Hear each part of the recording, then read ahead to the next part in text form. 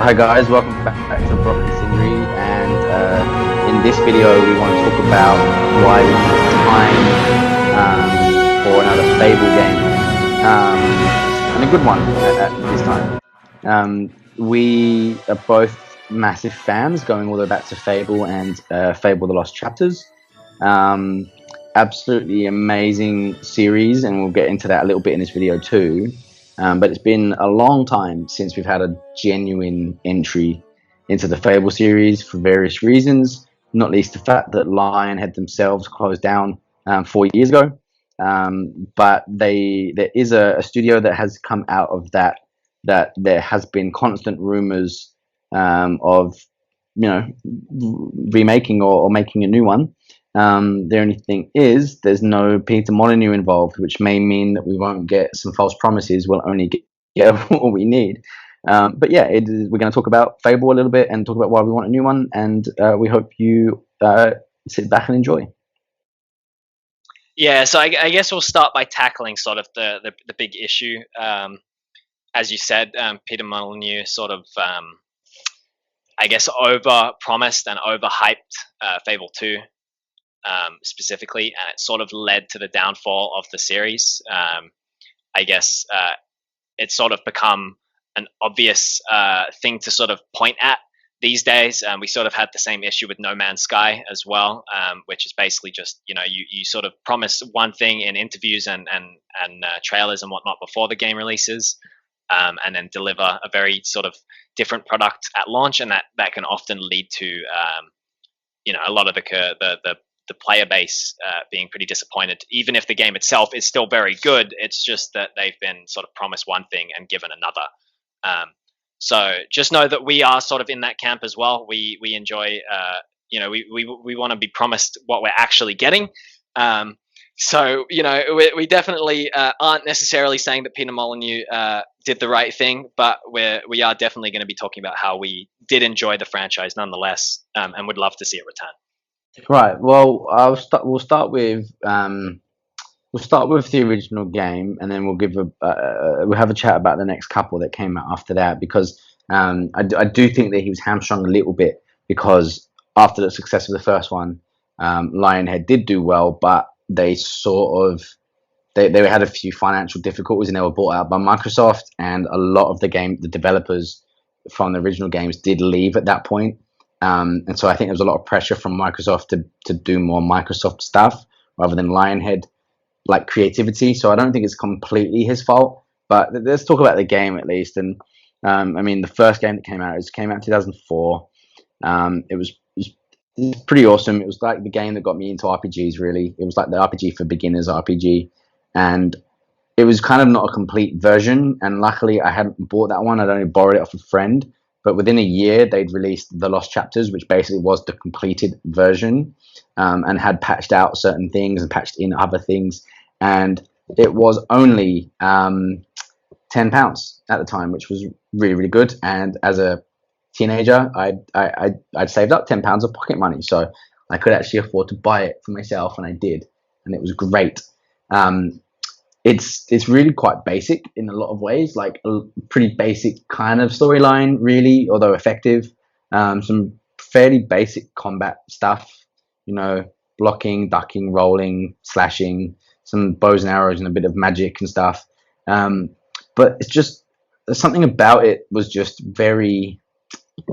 I don't know what the right word is, but it was full of character, full of life.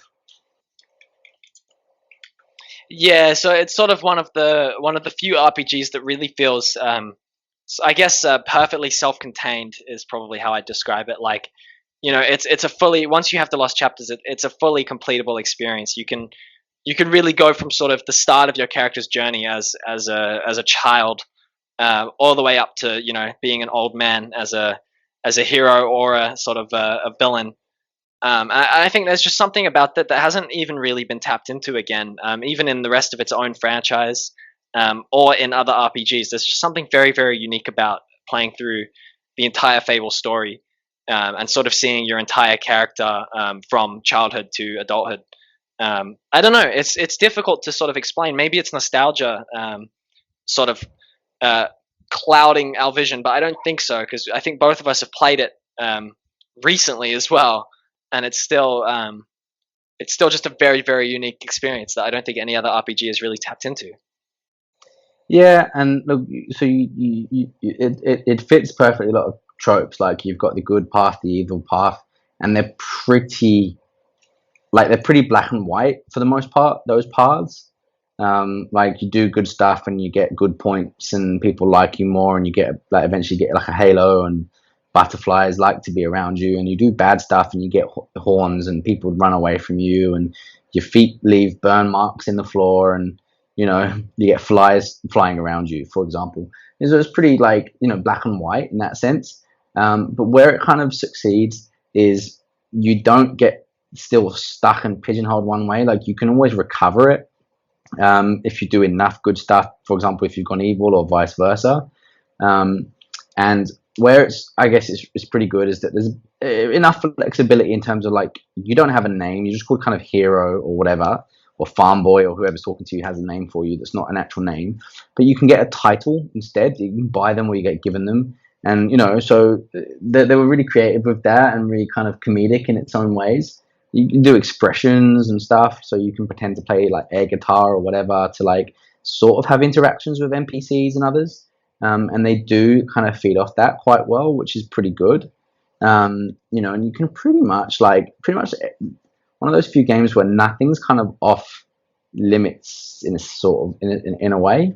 You can pretty much go to most places within the map and stuff, even though the map's not huge. But what's in the map is pretty awesome. Like you go to Bowerstone, and every building you can get into, basically, you can walk into every house or every shop. You might be like you might be like you're not allowed to be in there, but you can go in there. You can buy stuff from anyone. You can drink. You can eat. You can do all of that. Like you guys can get fat if you want them to get fat. You can change your hair. You can do all of this kind of stuff. Um, and so there's not really anything missing. It's just smaller, really, than some other maps, if you like, And there's loading screens in between areas. But one of the things that I love is, like, for example, something as small as it's got one of the best soundtracks of any game ever. Like, let's be honest, especially the first one. The soundtrack is incredible. Like, each area that you're in has its own theme music, and it's completely. It's like when you watch Star Wars, for example. Each character in Star Wars kind of has their own theme, and it always plays when you see them on screen. And it's like when you're in Oakvale or Bowerstone or the Guild or whatever, you have the theme song for that area, and it's pretty awesome. Yeah, and I think just to expand on that as well, I think it's sound design in general, not just the soundtrack. So, for example, the sounds that enemies make, even the annoying sounds that are supposed to be annoying, like the sounds of the little pixies, um, or the sounds of the buzzing of the wasps. It's all just so like memorable and well designed that you really can like you don't even have to have your eyes open and you could walk into an area and if you hear one of those sounds, you know what you have to fight. Like the sound of like one of the trolls like picking up a rock or something or breaking out of the ground. Like you can just tell what's happening without even using visuals. So that's one really really great design aspect of the game. It sort of seeps into every facet of the game from um, downtime to combat to just sort of walking through like different areas. Like it really really helps to add to the overall experience. Yeah, for sure. And I think that something that must be said is that even though it might not have like 100 different options, it's got a few, but not 100 different options in terms of different endings and whatnot. It's pretty much got two options with endings, right? Like it's pretty much more or less that. But it's got so much replay value because there's still different ways to do it. There's plenty of different weapons and different level ups that you can do on different things. But it's also got compelling characters around you. Like your guy is expressive without really having any real words, apart from if you use the vulgar expression where he says shit, like which is pretty funny. But basically doesn't speak, and it's just all about the characters around you. And you've got like the guild master and Maze and Jack of Blades, who is one of the best bad guys ever, really. Even though it's is relatively run of the mill, the lore that they kind of put into him is actually quite compelling, um, really quite enjoyable actually. And so it's kind of got all these elements. Like there's an arena, so you have that level where you inevitably have the battle arena that you've got to get through waves and waves of enemies. But it's done in a way that makes sense, like, and works and is fun. There's bandits that are like pirates, and that's really good. There's one of my personal favorite moments in the whole game where you get locked up in Bargate prison, and so you have these couple of like years in prison where you do the prison race once a year, and then you eventually steal the key and you can get out, and it's really well done. It's just really well done. It's just really fun. Um, and by the time you get past Jack of Blades the first time, the whole rest of the game, you've got harder enemies, but you feel like a badass because you've pretty much leveled up at that point, and you genuinely feel like that you're untouchable. Like it's so good. But there's just so much packed into it that it's not just an RPG for beginners. It's also one that has a lot of character in its own right. And I must have sunk just hundreds and hundreds and hundreds of hours into it as a teenager.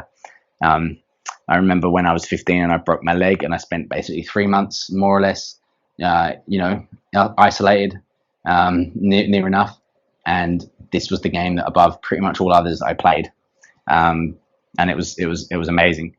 And then what happened was we were getting announcements of the second one, and you started to hear more and more from Peter Molyneux at things like E3 and all the rest of it. And there was a lot of promises coming out. So we heard about the dog, which was kind of an innovation, and we heard about what would happen with this dog, and it didn't quite happen that way. But it wasn't a million miles away, to be fair. But the story, I remember. Do you remember Fable 2? Do you remember much on Fable 2? Yeah, I sort of remember the end half of the story and some of the final decisions that you make in regards to, I believe it was the Spire. But aside from that, Spire. Yeah. yeah, but aside from that, I feel like a lot of the sort of middle and early sections of the game were quite, I guess, unnotable. I'm sure you probably have more memories than I do of this one as well. Yeah, definitely. I mean, look, it was set. So like the Fable 1 was really in the kind of dark ages, medieval times, right? In that kind of real fantasy era. Fable 2 was set like hundreds of years later in the sort of industrial revolution time, pretty much. And you basically, but basically you're like a street pauper, like classic, like almost like chimney sweep type boy in like essentially a London. But I think it was Battlestone, it's their version of.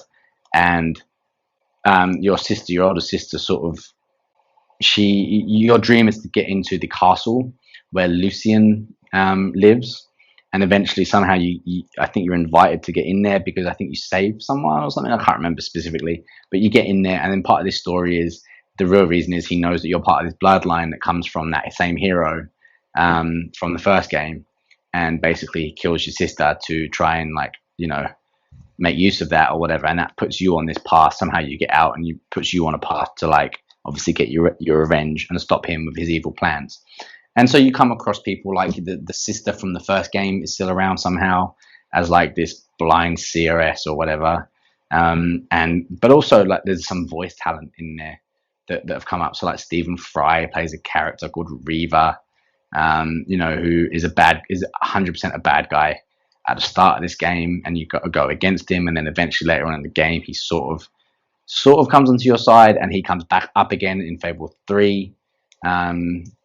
But yeah, like it was one of those stories that it was solid, it was okay, it was probably better than what a lot of people gave it credit for, but the expectations were not managed very well.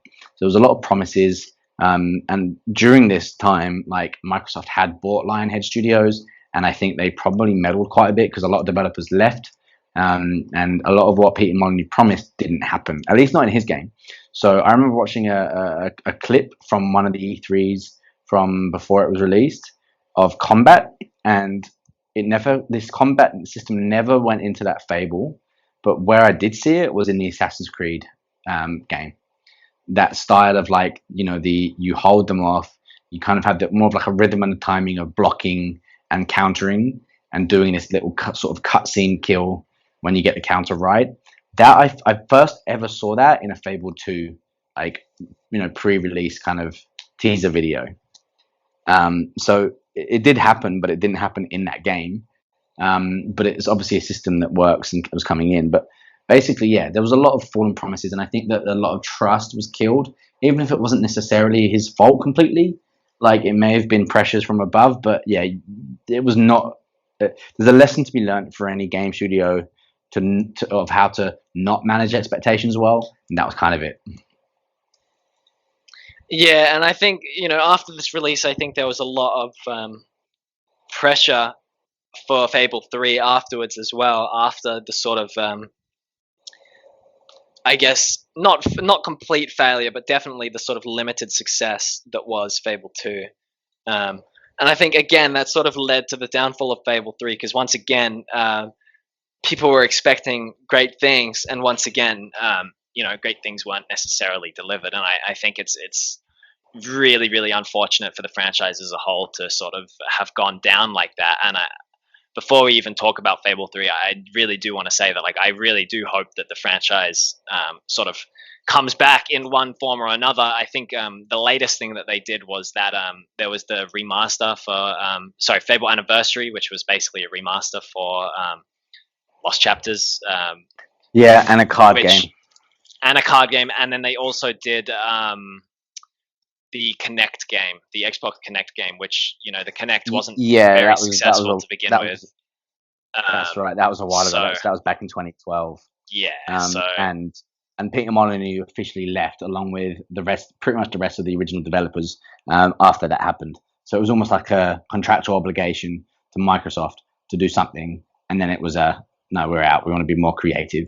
But unfortunately, because they left, they obviously lost the rights to Fable, at least in the meantime. So that probably didn't make it easy. And you'd think Microsoft, who I don't really think have a reputation in terms of games, at least anyway, to be like this in terms of, like an EA, but obviously being a big corporation that you never know. But you'd think that they would just be like, look, let's get the original team to do a proper, and let them do their thing. But it's obviously more complicated than that. But just as a quick thing, and this is a thing that will go into Fable 3 as well, the end choice, they gave you the illusion of a bit more choice. So there was 3 choices. Now, a couple of things on this. If you took too long to make a choice, Reva, so the Stephen Fry character, was there, and he kind of makes it for you if you take too long. Plus, the 3 choices are really kind of a little bit generic. It's like choosing money, choosing to be evil, or choosing to be good, and either way you lose out afterwards. Like, there's no way to gain, even if you get money. Like, all your loved ones are dead, so you don't have any follow up to that. And it was frustrating. And then again, on Fable 3 there was also this end bit, which we'll get to in a minute. But Fable 3 came out a couple of years later, and it was pretty much on the exact same system. More famous voice actors involved. More fairly generic yet fairly fresh take on storylines here. And it was a serviceable game. I think it wasn't complete crap. It was quite good at parts, but I think that by this point it was flogging a bit of a dead horse already, because the trust had already been lost in Fable 2. So basically, your older brother is the king. So you're the prince regent or whatever it is. You're the next in line because he hasn't married and had kids or whatever. You're the one that takes in the bloodline of your the heroes from the previous games more than he does. He seems to be a bit of a cold-hearted bastard. And he's like, there's a reason why you wouldn't understand it, but it's not just because I am blah blah blah. Anyway, you kind of somehow something happens, I think, and you end up sort of getting kicked out from the royal house. You go and basically end up joining like a resistance and building your skills and the resistance up to then take on essentially the king's army and overthrow him. And when you do, you find out that there's this evil coming, and all he was trying to do was prepare for it. And so the last little bit is you got to try and build money to prepare for this evil so that not everyone gets killed off. But at the same time, You've got people asking you to go and spend money to help them do stuff, and if you don't do it, they hate you. And then obviously, even if if you don't do it and they hate you, they'll survive, but they'll hate you. And if you do it, so they don't hate you, they don't survive. So you're left alone in your kingdom, and it's like this is not a good ending at all. There needs to be a third option here, which is, you know, maybe they'll hate me for a while, but once they survive, they'll realize and they won't hate me anymore. I don't know. Like there needs to be another way. You're just left Yeah, unsatisfied. yeah. So for me, both Fable 2 and Fable 3, these ending choices, I'll call them, they seem very, very arbitrary to me. In the first game, it was very, very cut and dry. It was you either end as a villain or you end as a hero. There wasn't really any sort of room for error there. And while, these days, I think a lot of people are really praising the more morally grey stories. I don't think that having sort of a black and white, cut and dry ending to Fable 1 was a bad thing, but they really tried to sort of move away from that in Fable 2 and 3, and I don't think it was a good idea because each choice was very, very arbitrary. It was like you either choose something bad or you choose something else that's bad. Basically, there's no middle ground. There's no good ending. It's just here's one thing that happens that's bad, and here's one thing that happens that's good for the same choice. So you either keep your kingdom but you have no subjects, or you keep your subjects and have no kingdom. Like nothing really happens in that regard. You can't like somehow get a better ending. There's no way to like circumvent this. It's just a very arbitrary choice between two evils, really. And I personally think they should have just stuck with the more black and white, good versus evil endings, because at least that way you sort of have a conclusive ending that you signed up for. Like you know what you're getting with that. Whereas, yeah, I think Fable 2 and 3 really sort of missed the mark with their ending choices. Yeah, look, I agree, and I think this was almost like a precursor to the Mass Effect 3 shitty ending that happened when you're trying so hard not to commit to something, and you're trying so hard not to have it just be good option versus bad option, that you kind of end up missing the mark, and they all really end up being bad options. And this is something that obviously the first Fable did very well because it was simple, but simple does work. Where what you want really in a game, I think, is you put all this time in, you really want a good option to end on. Even if it's evil, it's still good for you in some ways, right? Like that's what you really want. You don't want this non-option, especially in Fable 3 out of all of them in particular. But it was just this, oh, okay, great. And that was it. It's like, okay, well, I don't want to keep playing because normally these games are pretty good for having like free roam, so you can still go The and post game is usually explore, and fantastic. Yeah. there's still like little quests and stuff that you can do, but not in this one. Like it was just like, oh, okay, well, there's no one left. Like, okay, cool, it's Ghost Town. So I mean, look, it was very frustrating, and I don't want to labor on that. This is not really a video about how they lost Fable, although that's the kind of the history that we're at. I'm not even going to mention the journey. I never really played it. It was a Connect game. I think you were in a carriage going across Albion, and from the carriage you could do like magic to like kill enemies on the way. I never played it. You did. I think I bought it for you, but I never played it, so I'm not going to talk about it much. But it was not good. Let's put it that way. It was not good. And nothing really since. They did Anniversary, which was great. It was good to see that the remake of TLC again, and sort of a bit of an update, and mostly keeping the same graphics and everything as before. The only difference is a couple of the little tricks and glitches were sort of scripted out or coded out, which was a bit annoying because there was one in particular, the Rose Cottage key trick to easily get the 30 keys to open all chests, which would have been great, but they cut that one out, which is annoying because now I actually have to find all 30 keys. But anyway, by the by, really, really good. And what I would love to see is, first of all, I think the mistake they made, if I have to say anything, is they came too close to the future. Like Fable should be a Fable. Like Fables you think of as a long time ago, right? Like you don't think of them as Industrial Revolution era, right? You think about them as medieval, as old school, like ye oldie, right? And like that's what they should need to go back to. All they need to do is, and it can still be an Albion, but you just create a new story in that same kind of, Albion area. You have the map much more filled out without the loading screens in between, and you have more in there, and you just have a whole new story, right, with some new characters and some references to the old ones. That's really all it probably needs, if I'm honest. And that's it. that's it really. It's time to do it. It's time as the RPG genre has probably fallen down a little bit. I think in recent years since The Witcher 3 kind of came in and smashed them all away. There's been not many in terms of not much of a recovery, I think, since then. And again, that's another video that I think we'll do. Um, and so it's time for something like a Fable in its kind of beautiful, characterful simplicity to come and kind of start that all off again, right?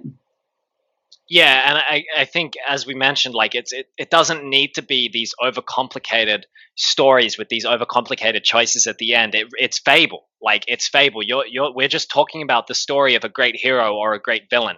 You know, when you think of Fable, you think of those the cutscenes that they did in the original Fable Lost Chapters and Fable Anniversaries, where it's like the sort of it's like I don't know what you would call them, but it's like a story wall, like a stone wall, and it's like the picture of the great hero like holding his sword above the villain or whatever, and then as the story progresses, it shows like all the different parts of your story as the chapters end, and that's what Fable is. It's your character's Fable. It doesn't need to be it doesn't need to be overcomplicated. The simplicity is what made Fable fantastic. And sometimes you just want to sort of live out the life of a hero or a villain in an RPG world. You don't need to overcomplicate things with these crazy decisions at the end, with these overarching consequences, or with the politics of the world. I just want basically to return to the roots of Fable 1, Fable Anniversary, like that sort of game style. And I really, really hope that the time is soon upon us for hopefully another entry in the Fable franchise. Yeah, absolutely. And I think that there has been some rumblings that there may well be one being worked on. All I can say is I hope it's being worked on with the right goal in mind and the right people on the team.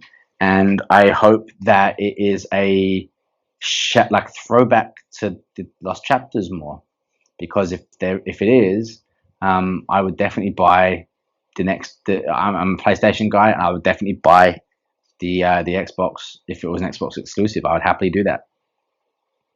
Yeah, agreed. And I think with that, again, just to sort of finish off, I just want the viewers at home to know that we are coming from a place of love with this franchise. We want to see it thrive. We want to see it come back in full force.